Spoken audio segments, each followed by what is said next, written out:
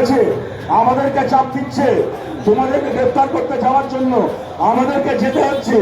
আস্তে আস্তে গাড়ি চালাচ্ছি, তোমরা মানে এখান থেকে কেটে বড়ো। আস্তে আস্তে গাড়ি চালাচ্ছি, তোমরা এখান থেকে কেটে বড়ো। খুনিদেরকে আজকে 1.5 বছর ধরে 2 বছর ধরে বাঁচাচ্ছে এই বেহাসি। টাকা খেয়েছে, ওয়াকাবের সম্পত্তি চুরি করে, ওয়াকাবের সম্পত্তি চোর। এই এমএলএ ওর বাপ ছিল একটা চোর, মেয়ে হয়েছে আরো বড় চোর। ওয়াকাবের সম্পত্তি চুরি করা এমএলএ কাছ থেকে টাকা খেয়েছে এখানকার ওসি। একটা 9 বছরের বাচ্চা মেয়ের খুনিদেরকে এইভাবে আড়াল করছে, তাদের হয়ে দালালি করছে। সব হিসেব হবে। একটা পার্টির ক্ষমতা এসে এত বড় নির্লজ্জ, লজ্জা করে না? 15 বছর সরকার চালিয়ে আমাদের মিছিল ওখান থেকে ঘুরে আসছে, আমাদের মিছিল সামনের মোড় থেকে ঘুরছে, আর 5-7 মিনিটের মধ্যে 1000-এর ওপর লাল পতাকা এলাকা দখল নেবে। 1000-এর ওপর মানুষ এই এলাকার দখল নেবে। আমরা দেখতে চাই সামনের 29 তারিখ, আমরা দেখতে চাই কত ধানে কত চাল এখানে। এই একটা তমন্নাকে খুন করে ওরা পলাশির মাটিকে ভিজিয়ে ওরা ভেবেছিল দখল করবে, এই পলাশি দখল করবে, কালীগঞ্জ দখল করবে। আমরা দেখতে চাই কত ধানে কত চাল। আজকে আপনারা ট্রেলার দেখে নিয়েছেন, পুলিশ না থাকলে, গায়ে উর্দি পড়া বাহিনী না থাকলে তৃণমূলের কি অবস্থা হয়।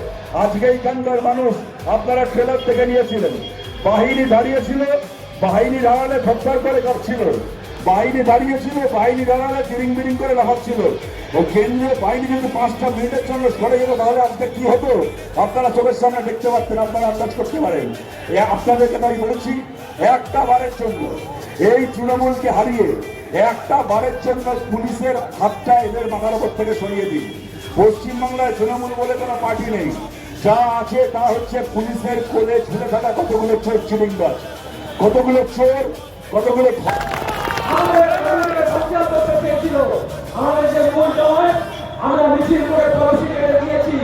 পুলিশকে বলছি এদের মাইক বন্ধ করুন, এদের পুরো লোকদের কাছে মমতা কেটে গেছে, ভবানীপুরে এদের লোক খালি ওরা আন্দোলনের মাইকে আওয়াজ আসতে হবে, মন্ত্র ছেড়ে চলে গেছে। আর সেই তৃণমূল এখানে দাঁড়িয়ে আমাদের মিছিলকে বাঁচা করার জন্য পুলিশের পাহারায় যত আমাদের জমা ছিল আমরা চাইনি এখানে অবরোধ করে নিয়ে মানুষের যানবাহন করার জন্য অসুবিধা হোক, এখানে কোনো উত্তেজনা হোক। আমরা শান্তি চাই, পশ্চিমবঙ্গের শান্তি এবং সম্প্রতি ফিরিয়ে আনতে লড়াই করছি। যারা আমাদের যা জমায় ছিল সবাই মিলে যদি ছুটু ফিরত, ওই পাড়ার তৃণমূল ভেসে যেত এই শুধু সিপিআইএমে আর আইএসএফের ছুটুতে। কিন্তু আমরা ওদের এত ঘৃণা করি, এখন বাংলার মানুষ এত ঘৃণা করে, ওদের দিকে ছুটুও ফেলতে চাই না আমরা।